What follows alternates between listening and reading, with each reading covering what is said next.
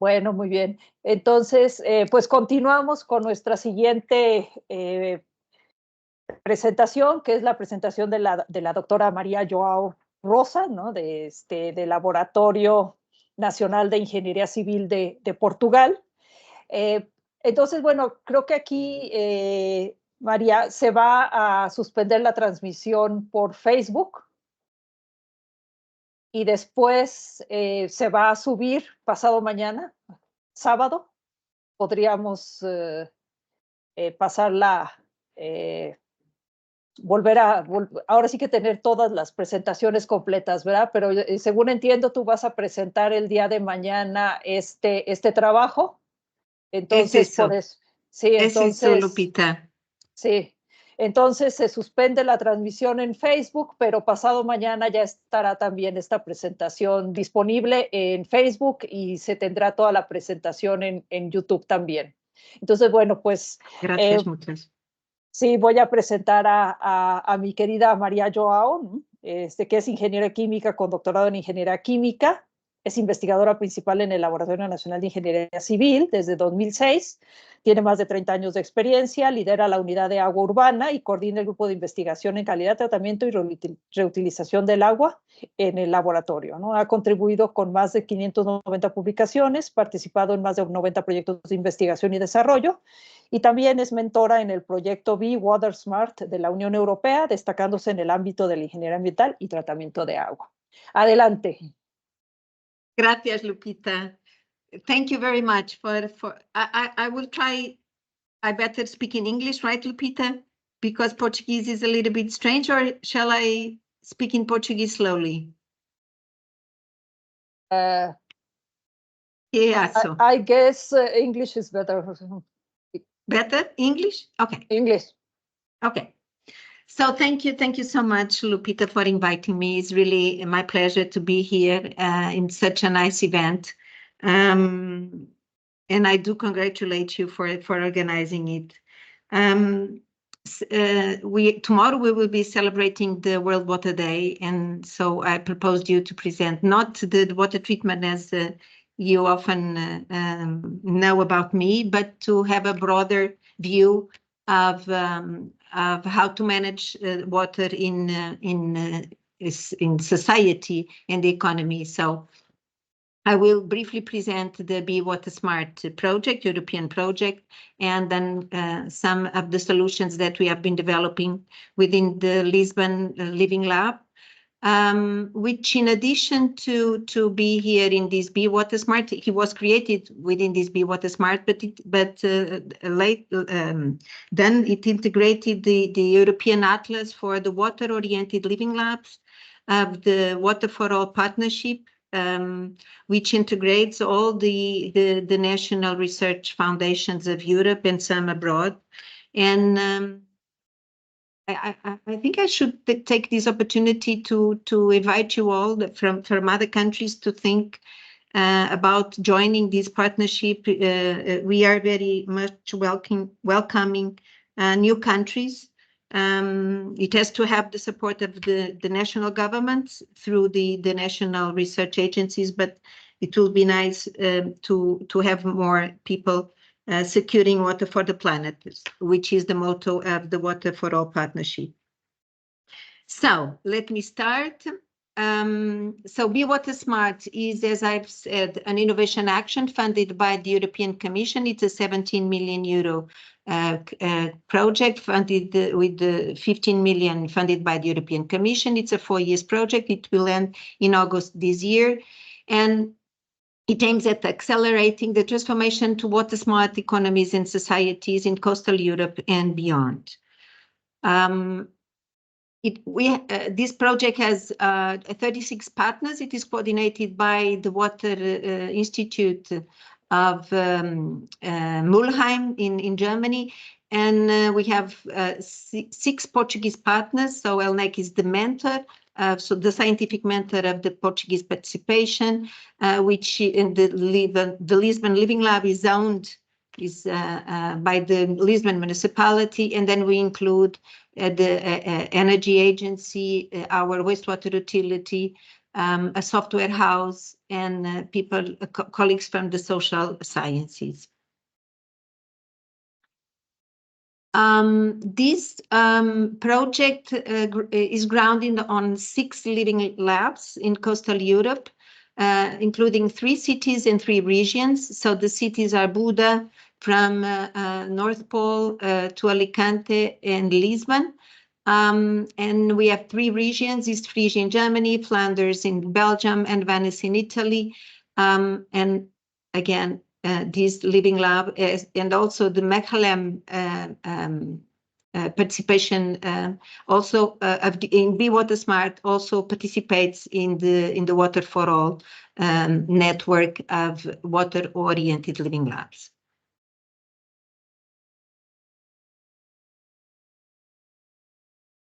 So our methodology starts from the local challenges, opportunities, and ambitions in our living labs, and what we aim is to reach water-smart societies and economies in coastal Europe and beyond. And as I said, we all know that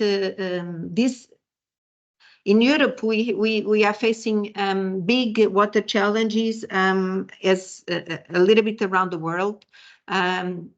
Has to do with the resources overexploitation, so water scarcity, water quality deterioration, even regional water imbalances. And so we need to be water smarter. But what is water smartness and how to measure it and how to promote it? That's the objective of my presentation. So in this project, we have a topic, a group of actions related to society, governance, and policy, also technologies and software concepts, of course, which delivers water smart applications and data, circular economy and business models, and a water smartness assessment framework. And this translates into these 7 work packages.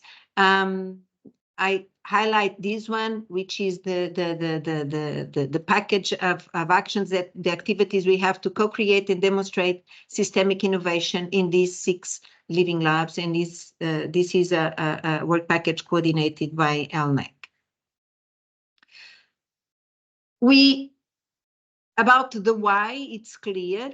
We need to be water smart, but how to make it happen? So first, we started by agreeing on a definition. So societies are water smart when they generate societal well-being via sustainable management of water resources. And in water smart societies, well-informed citizens and actors across sectors engage in continuous co-learning and innovation to develop an efficient, effective, equitable, and safe circular use of water and related resources. And this is achieved by adopting a long-term perspective to ensure water for all relevant uses, to safeguard ecosystems and their services to society, to boost value creation around water, while anticipating changing towards resilient infrastructure. So, starting with this definition, so our ambition is to accelerate the transformation to a society and economy which is successful at ensuring water for all, safeguarding ecosystems and their services, boosting value creation around water, promoting adaptive change, and engaging citizens and actors across sectors. And these are exactly the strategic objectives of the B-WaterSmart and of the regions integrating the 6 living labs. Then we defined a water smartness assessment framework, because if we want to improve, we need to measure, and that's the first step, is to measure, to monitor, and to be able to improve the smartness. And this assessment framework assesses the technical efficiency, the sustainability, the reliability and risk at intended scale. So it might be applied locally, to a city, to a region, or nationally. The idea is to assist practitioners in strategic planning for achieving long-term strategic objectives using a sound, transparent, consistent, and stakeholder-based and easy-to-use framework. We also want to help policy and decision makers overcome existing barriers and identify the priorities for developing and implementing their strategic agendas towards a water smart society. And if we measure, we can compare. And so we want to enable benchmarking by providing a minimum set of metrics and their reference values that then can be used for comparing with our own objectives along the time and with other organizations. So with that, we have developed this assessment framework, which was translated in the dashboard, open source, so you can look at it.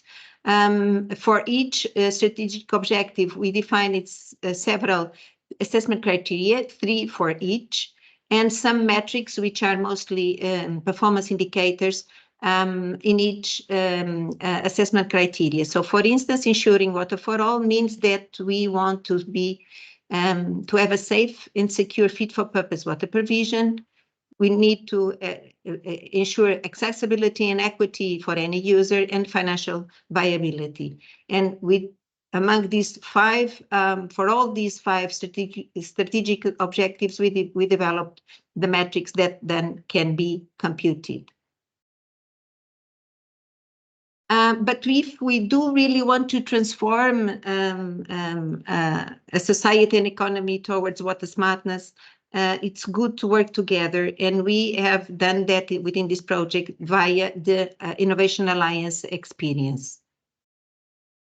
And this Innovation Alliance is a task of the project. It's a capacity building initiative for the problem owners to internalize and learn by doing. It's a key co-production instrument, and it's a pioneer initiative in European research projects.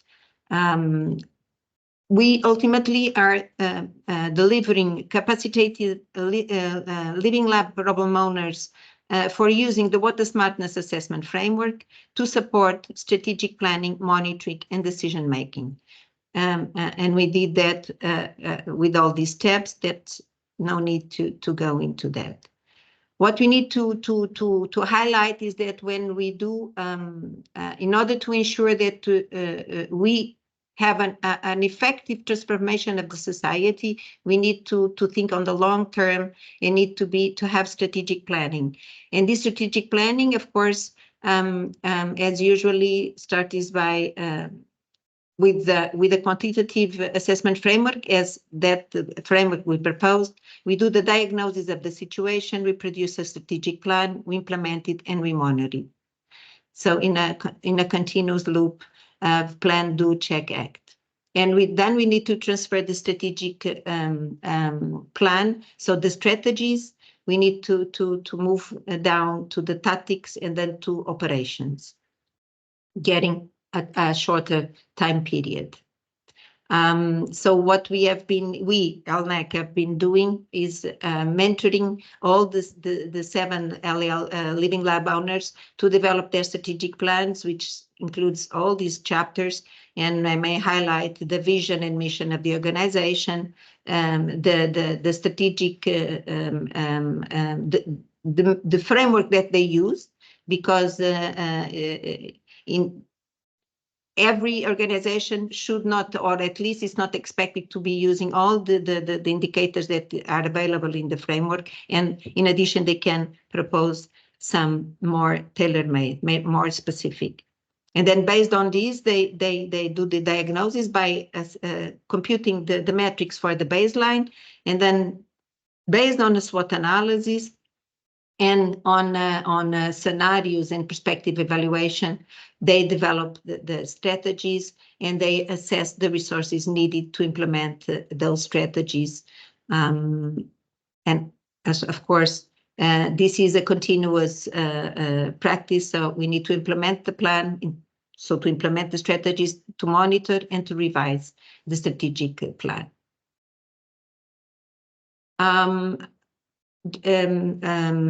I decided to include here some slides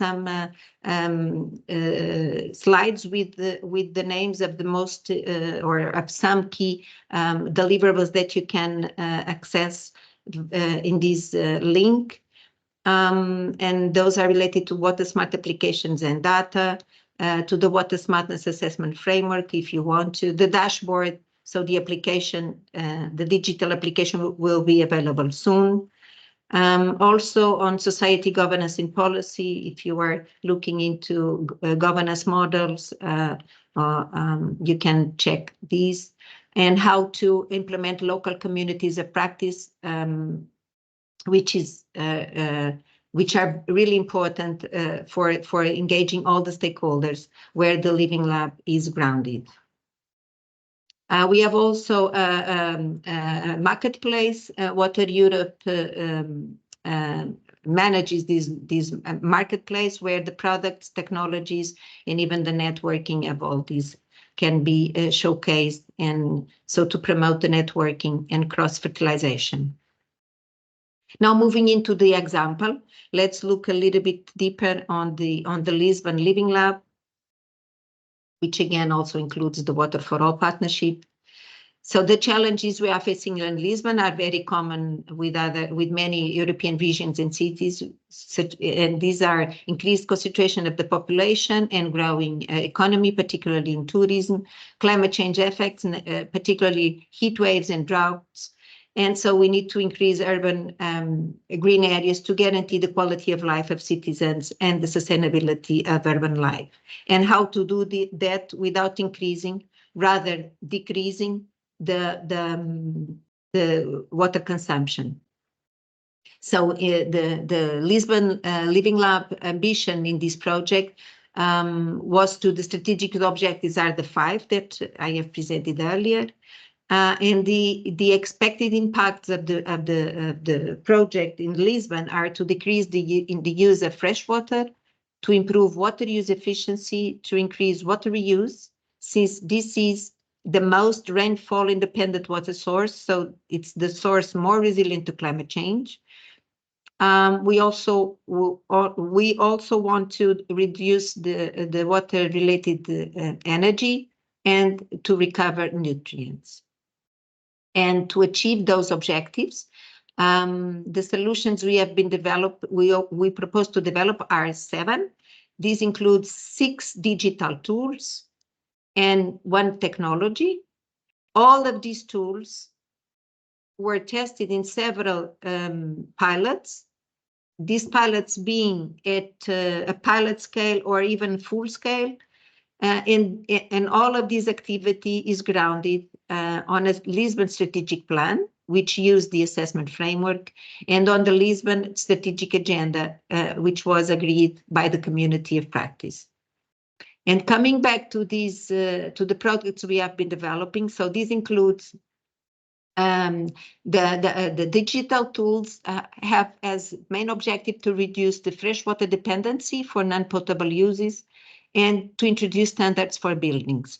We have to say that in Lisbon, most of the water used for irrigating the gardens are drinking water, so the water that is distributed by the public service. And this comes from more than 100 kilometers north of Lisbon. And as you can see, it's not an efficient way to deal with water.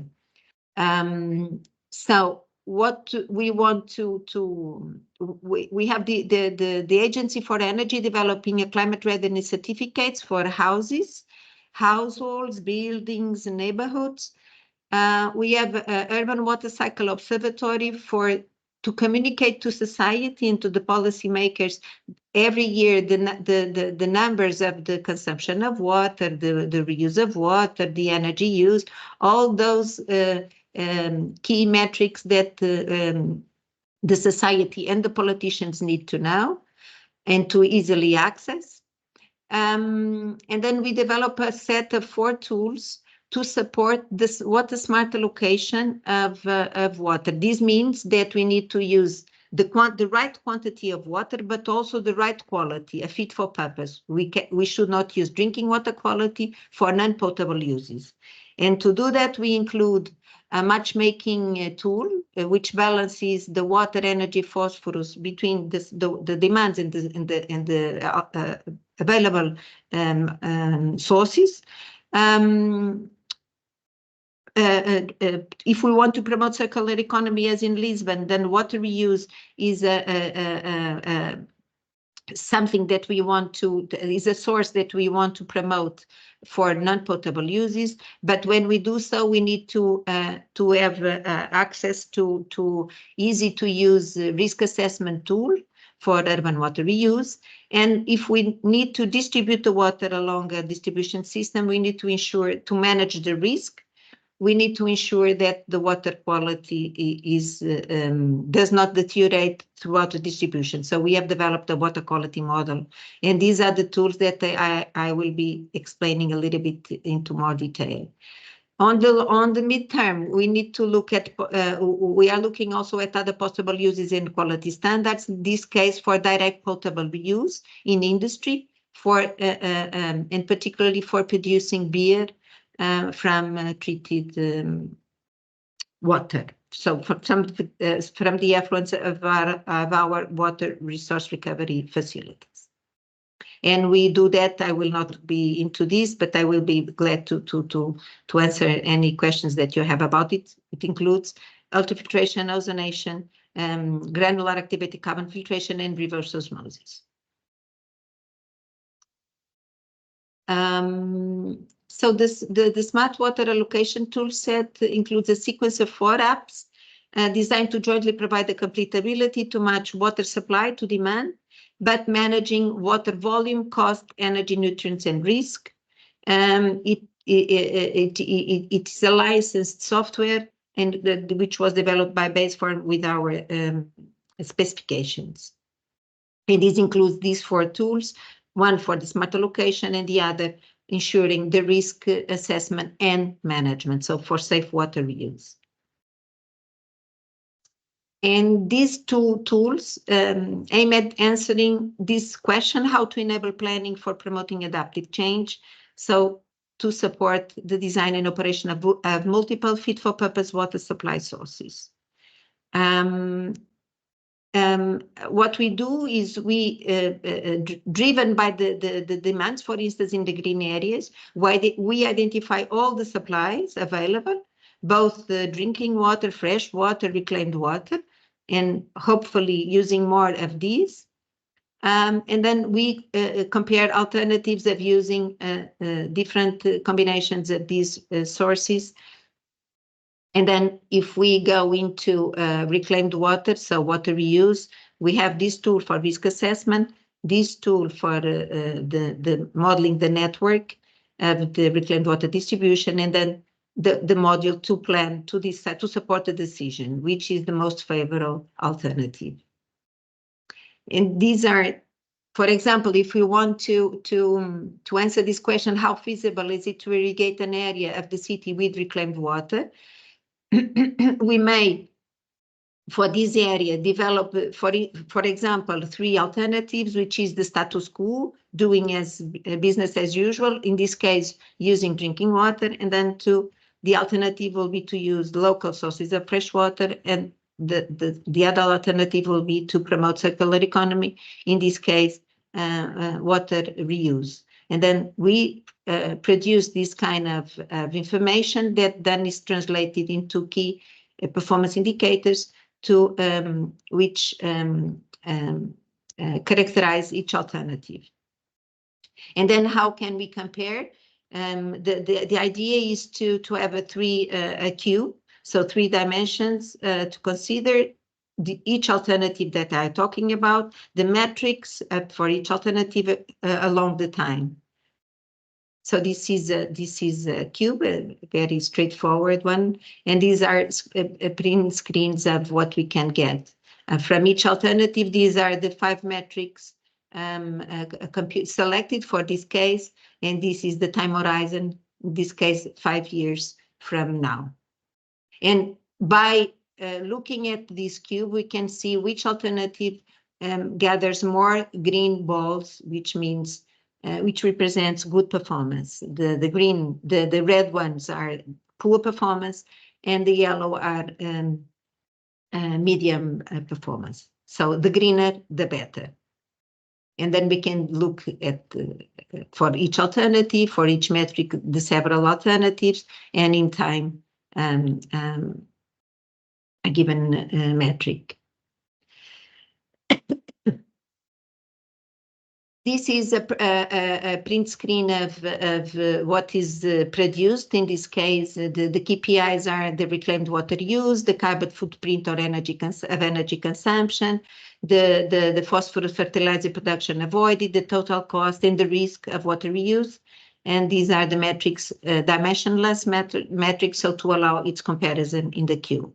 For the three alternatives I have explained. So the baseline, the local sources of fresh water, and the circular economy. And with that, we could understand that the best one is to promote circular economy, regardless of the new investments are needed to implement this solution. A little bit more into the risk assessment. So it's a very easy to use tool. It supports the development of the scenario, building the scenarios needed for assessing the risk. I'm not sure how familiar you are, but it has the standard methodology of risk identification, analysis, assessment, and treatment, the monitoring program, and the communication and training. The key information about reclaimed water use and the reuse requirements, and then we need to identify all of these, the hazards, the population, the exposure routes, the activities, and then the risk analysis. We need to assess the likelihood and the consequences of the potential damages, and based on this, we build the risk matrix more kind of an automatic way. And what is needed is the risk manager to assess the likelihood and the consequence. That has to be inputted by the risk manager, so the user of the software. This is again a print screen of the configuration that we have regarding, for instance, the hazards, the exposure routes, direct or indirect, by by ingestion. So for instance, for Legionella, and ingestions for E. coli. These are examples, and then we can produce for each scenario the hazard, all the key issue for the risk, and if after a first risk evaluation the risk is moderate, then we need to provide barriers to lower it down to low. But even if we produce a high quality water, reclaimed water, and we do a sound risk assessment that it's used, for instance, to irrigate a garden, then we still need to guarantee that the distribution system does not deteriorate the water quality. So that's why it is important to develop these models. And what water quality parameters to monitor to guarantee safe application at the point of use, both for health and environment. So the disinfectant concentration is a key barrier for water microbial stability, the chlorine, the residual chlorine online.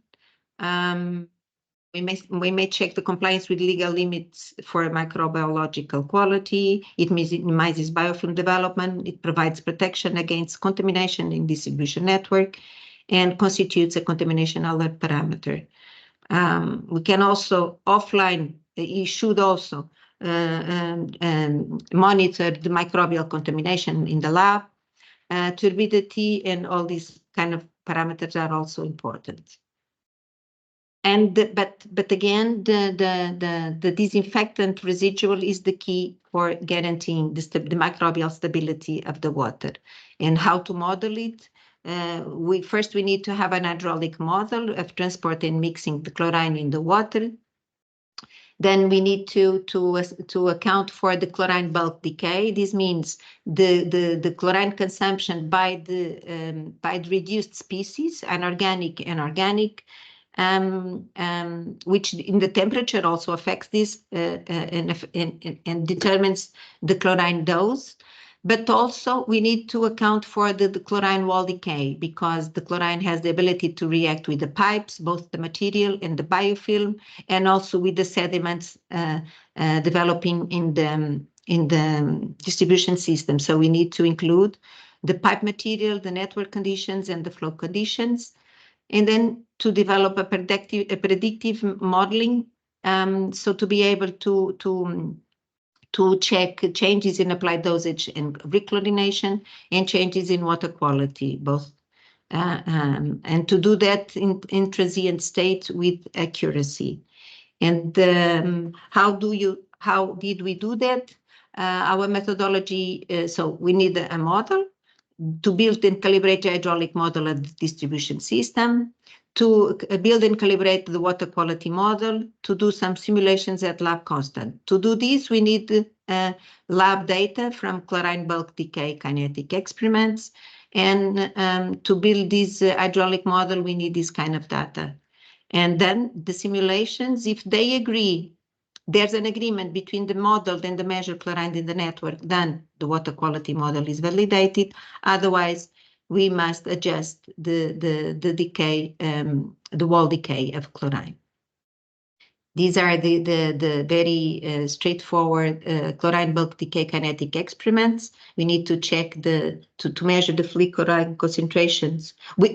Starting with several initial free chlorine concentrations, then we measure it after several 10 or 6 times, from minutes to more than 1 day. And the tricky part is that when we model the chlorine decay in drinking water, it's straightforward. We have first a lag phase, and then as the chlorine dose increases, the free chlorine in water also increases, because there's only the reaction of the hypochlorous acid and the equilibrium between the hypochlorous acid and the hypochlorite ion. But then when we model its decay in reclaimed water with organic matter and, for instance, ammonium, then it's another story, because then we have what we say it's chlorination, breakthrough point chlorination, which means then we have a first destruction of chlorine by the reduced species in water, the inorganics, and then we have the formation of chloroorganic and chloramine compounds, as explained here in these reactions. Then those chloramines and chloroorganic compounds are reduced with increasing chlorine supply, and then afterwards we do get an increase of the free chlorine in water with increase in the chlorine dosage. And these points are by stoichiometrically at 5 and at 7.6, but in practice we need a little bit more.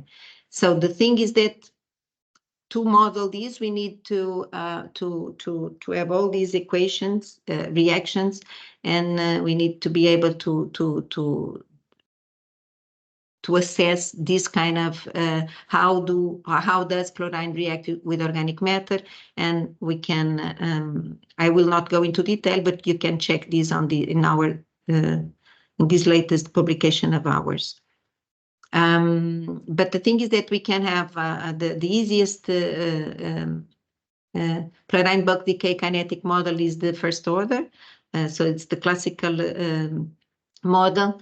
And then we can also have the limited first order and order in chlorine, and those are all applicable to EPANET or available in EPANET. But then if we need to go into more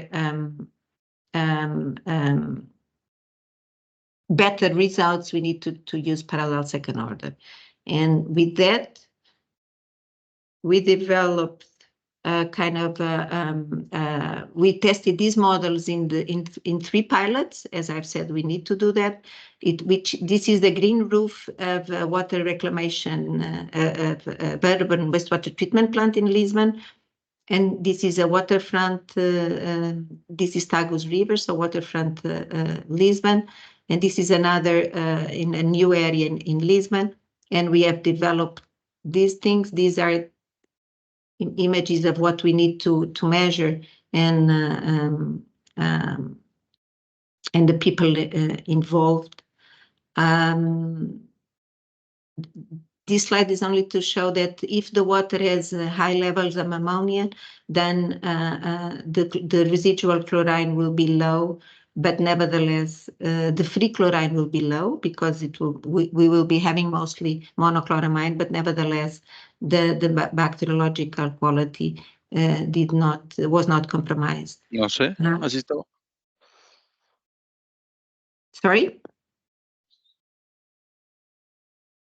Is something wrong? No. I'm just concluding, yeah. 1 or 2 more minutes. And then with this knowledge we have learned from these, from these 3 pilots, we were able to support the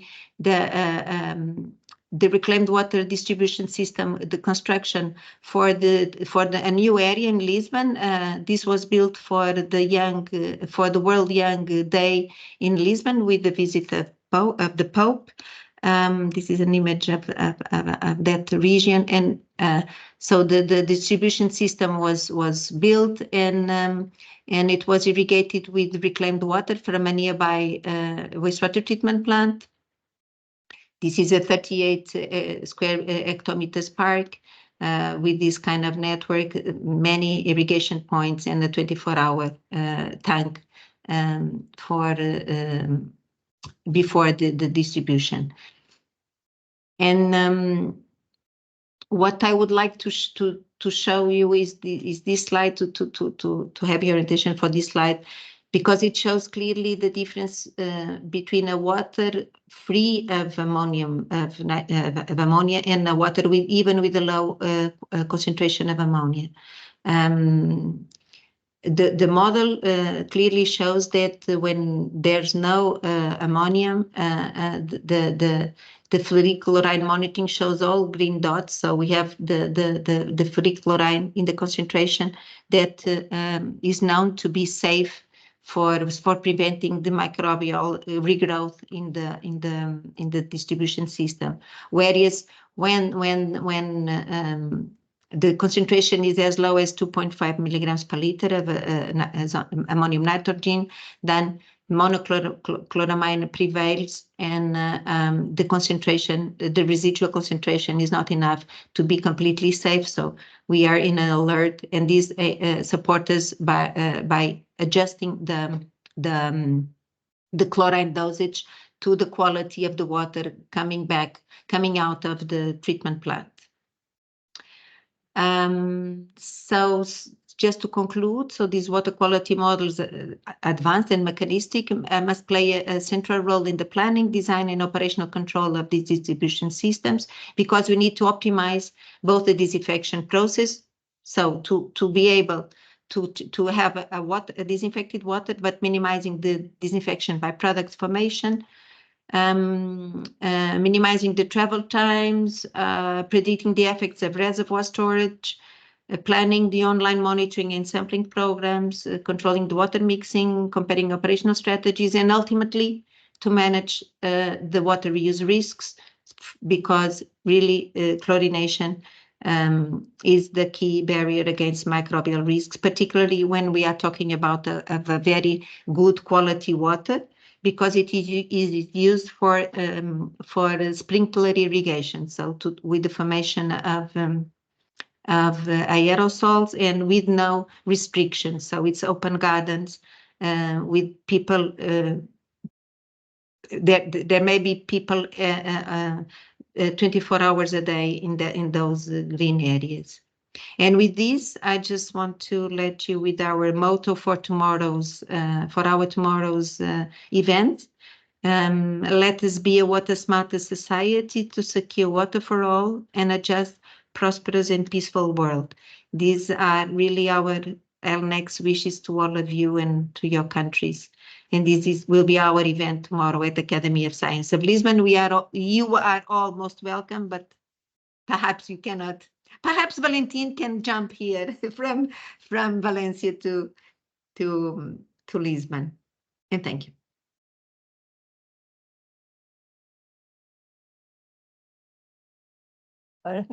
Thank you very much. I'm very thankful to you, because I know you're very busy because you have your presentation tomorrow.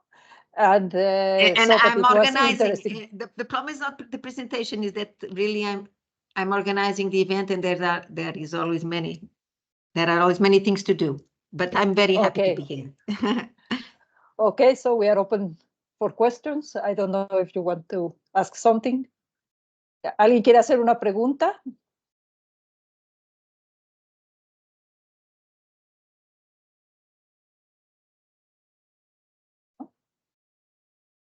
¿Están aplicando para continuar con el proyecto?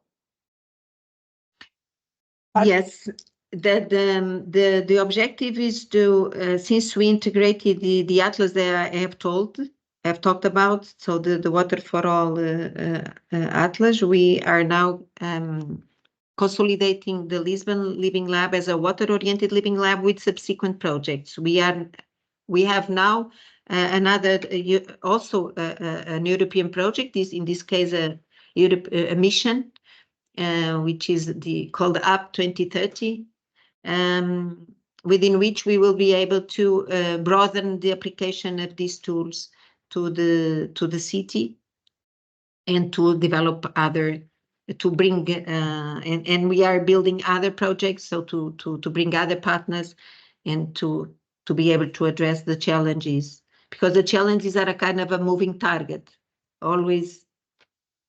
There's always some things new to address.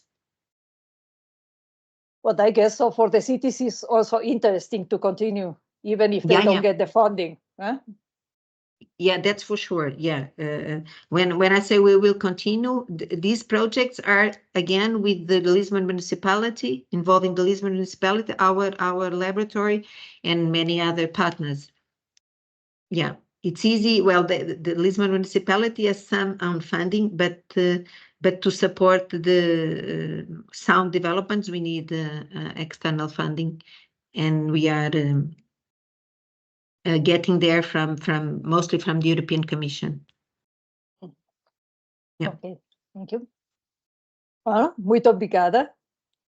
Obrigada eu. Muchas muito gracias. suceso. Obrigada. Mañana. Thank you so much. Bueno, pues voy a mostrar rápidamente el diploma, ¿no? Y continuamos con nuestra última